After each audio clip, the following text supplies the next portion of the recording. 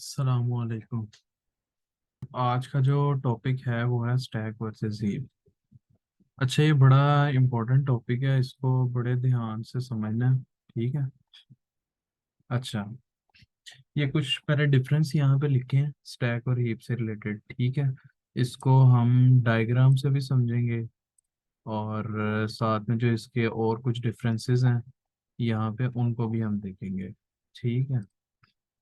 अच्छा, सबसे पहले ना जो स्टैक है ना, बेसिकली इसके अंदर जो डाटा है ना वो अरे की तरह स्टोर होता है।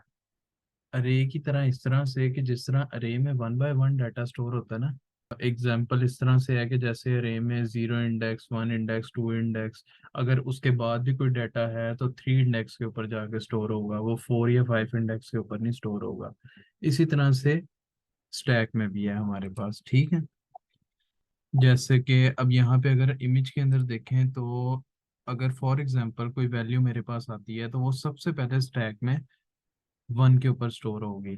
कोई और वैल्यू अगर मेरे पास आती है तो वो टू के ऊपर स्टोर होगी, इसी तरह थ्री और अप टू सो ऑन। जबकि जो हीप है ना, इसके अंदर जो डाटा स्टोर होता है ना, बेसिकली वो रैंडम मेमोरी लोकेशंस के ऊपर होता है। इसके अंदर कोई सीक्वेंस नहीं होता। जैसे कि यहाँ पे एग्जांपल में डायग्राम में वो साफ पता चल रहा है कि फॉर एग्जांपल कोई वैल्यू आती है, वो सबसे नीचे यहाँ जाके स्टोर हो जाती है, उसके बाद कोई वैल्यू आती है वो यहाँ चली जाती है, कहीं पे भी जो है ना वो मेमोरी में ना कहीं पे भी रैंडम मेमोरी में स्टोर हो सकती है वैल्यू हीप के अंदर। ठीक है।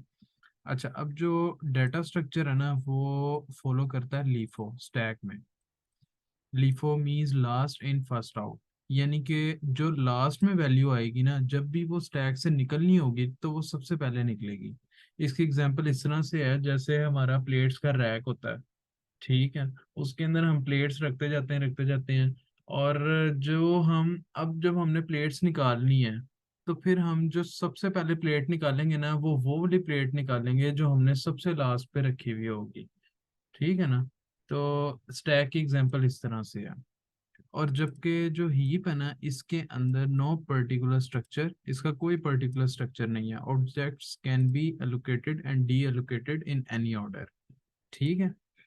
अच्छा, in it data can be added to and deleted only from the top of it.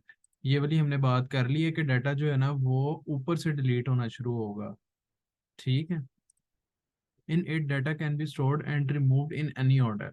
इसके अंदर कोई हमारे पास ऑर्डर नहीं होता हीप के अंदर, इसमें डाटा कहीं से भी हमारे पास डिलीट हो सकता है। फॉर एग्जांपल कि इस ब्लॉक में से डाटा अभी भी पड़ा हुआ है, इस ब्लॉक में भी पड़ा हुआ है, लेकिन इसको डिलीट कर सकता है, इस ब्लॉक को डिलीट कर सकता है। ठीक है। जबकि स्टैक में इस तरह से नहीं है, मैं ऐसे नहीं कर सकता कि मैं आगे जो मेरा टू इंडेक्स के ऊपर डाटा है वो मैं डिलीट कर लूँ। सबसे पहले जो डाटा डिलीट होगा वो थ्री वाला डिलीट होगा। ठीक हो गया। और अब नीचे आते हैं। अच्छा, इसकी मेमोरी पार्टीशन अब किस तरह से होती है, इसको बड़े ध्यान से समझना है। अच्छा देखो, फॉर एग्जांपल मैं इनिशियलाइज करूंगा ना इंट ए इक्वल्स टू 10, तो वो क्या होगा कि स्टैक में सबसे नीचे जाके यहाँ पे स्टोर हो जाएगा। ठीक है। इस पॉइंट के ऊपर इसको थोड़ा जूम कर लेते हैं। ठीक है। सबसे पहले जाके इस पॉइंट के ऊपर स्टोर हो जाएगा ए की वैल्यू जो कि होगी 10।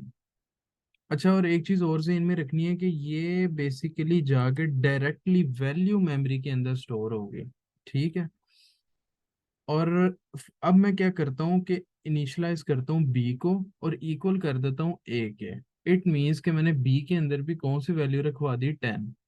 तो अब जब ये रन होगा, ये लाइन मेरी रन होगी, तो क्या होगा स्टैक के अंदर जो मेरी एक के अंदर वैल्यू पड़ी हुई थी, क्योंकि अब वो बी को साइन हो गई है, तो वो स्टैक में सेकंड नंबर के ऊपर यहाँ पे स्टोर हो जाएगी वैल्यू। ठीक है। जो कि पॉइंट्स कर रही होगी, पॉइंट टूवर्ड्स बी। ठीक हो गया। और इसी तरह फॉर एग्जांपल मेरे पास और कोई वैल्यू टाइप आ जाती है, तो वो इसी तरह से इसी सीक्वेंस के हिसाब से स्टैक मेमोरी के अंदर स्टोर होती जाएगी। ठीक है। हीप के अंदर ये होता है कि अब मैंने फॉर एग्जांपल यहाँ पे एक स्ट्रिंग लिया, स्ट्रिंग वन, और उसके अंदर मैंने रखवा दिया हेलो। ठीक है।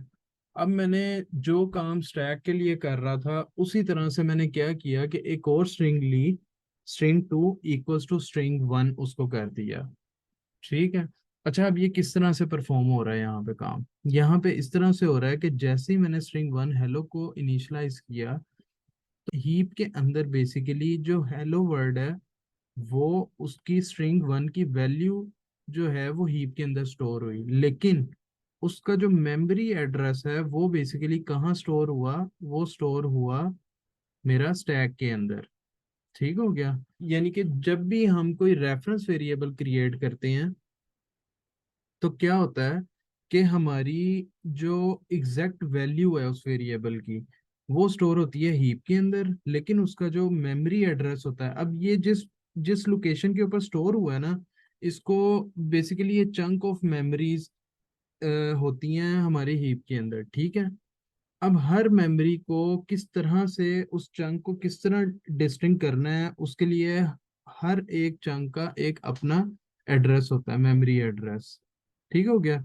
तो वो बेसिकली मेमोरी एड्रेस उसको यूनिक बनाता है, क्योंकि फॉर एग्जांपल कल को अगर हमने डिलीट करना है इस हेलो को, तो हम किस तरह डिलीट करेंगे?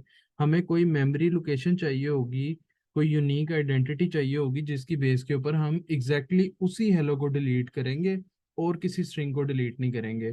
तो ये क्या हुआ कि जब हमने यहाँ पे हेलो वर्ड स्टोर हुआ, तो साथ ही हीप ने जो अपना मेमोरी एड्रेस है वो स्टैक के अंदर स्टोर करवा दिया। ठीक हो गया? अब नेक्स्ट लाइन में क्या हुआ कि string str2 equals to str1, string 2 एक न्यू स्ट्रिंग इनिशियलाइज की और स्ट्रिंग 1 को उसके इक्वल कर दिया। ठीक है। अच्छा, अब यहाँ पे क्या हुआ कि स्टैक में क्या हुआ था कि एग्जैक्टली न्यू एंटिटी एक बन जाती थी, न्यू मेमोरी लोकेशन असाइन होती थी, और वैल्यू और रेफरेंस, मेमोरी रेफरेंस दोनों स्टैक के ऊपर स्टोर होते थे। लेकिन अब इस केस में क्या होगा कि हेलो जो हमारी एग्जैक्टली वैल्यू है वो वही वही मेमोरी एड्रेस उसका रहेगा, सेम मेमोरी एड्रेस। ठीक है। लेकिन उसकी जो स्टैक के अंदर मेमोरी एड्रेस की वैल्यू है वो स्टैक में नेक्स्ट इंडेक्स के ऊपर स्टोर होगी। ठीक हो गया? यानी कि ये आपस में रेफरेंस शेयर कर रहे हैं हम, स्ट्रिंग 2 और स्ट्रिंग 1 आपस में रेफरेंस शेयर कर रहे हैं। ठीक है। तो क्या हुआ कि वैल्यू इनकी सेम है, वैल्यू हीप में सेम रहेगी वहीं पे, और इनका मेमोरी एड्रेस बेसिकली स्टैक के ऊपर एक न्यू इंडेक्स के ऊपर स्टोर हो जाएगा। ठीक हो गया? तो इस तरह से बेसिकली इनकी मेमोरी पार्टीशन होती है। और इसके बाद जो है वो नेक्स्ट पॉइंट की तरफ चलते हैं, जो कि है type stores in stack and heap. अच्छा, स्टैक के अंदर बेसिकली जो वैल्यू स्टोर होती हैं वो होती हैं वैल्यू टाइप्स। ठीक है। और हीप के अंदर स्टोर होती हैं रेफरेंस टाइप्स। अब ये वैल्यू टाइप्स और रेफरेंस टाइप कौन कौन सी हैं? वैल्यू टाइप्स में हमारे पास आती हैं bool, byte, character, decimal, double, enum, float, int, double, ये सारी की सारी जो हैं ये हमारी वैल्यू टाइप्स हैं। और जो यहाँ पे हैं राइट साइड पे, ये सारी हमारी हैं reference types, class, interface, delegate, object, string. अच्छा, अब ये वैल्यू टाइप सारी बिलोंग्स करती हैं सिस्टम डॉट वैल्यू टाइप से। बेसिकली नेम स्पेस है सिस्टम डॉट वैल्यू टाइप। और जो हमारी रेफरेंस टाइप्स हैं वो बिलोंग करती हैं सिस्टम डॉट ऑब्जेक्ट टाइप से। ठीक हो गया? अच्छा, और एक चीज और ज़हन में रखनी है कि सिस्टम डॉट ऑब्जेक्ट टाइप जो है ना वो मतलब पेरेंट टाइप है। जो सिस्टम डॉट वैल्यू टाइप है ना ये भी सिस्टम डॉट ऑब्जेक्ट टाइप के अंदर आती है। ठीक हो गया? तो ये चीज माइंड में रखनी है। अच्छा,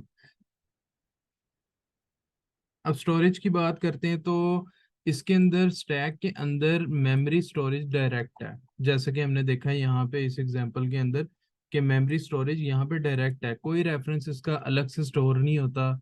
ठीक है, ये वैल्यू अलग से स्टोर हो रही है और रेफरेंस और वैल्यू सेम पॉइंट के ऊपर रहते हैं। ठीक है। और जो हीप है इसके अंदर ऑब्वियसली अभी हमने देखा है कि रेफरेंस जो है ना वो मतलब ही स्टैक के अंदर स्टोर होता है और एग्जैक्ट वैल्यू जो है वो हीप के अंदर स्टोर होती है। तो मेमोरी स्टोरेज इज इनडायरेक्ट है इसके अंदर।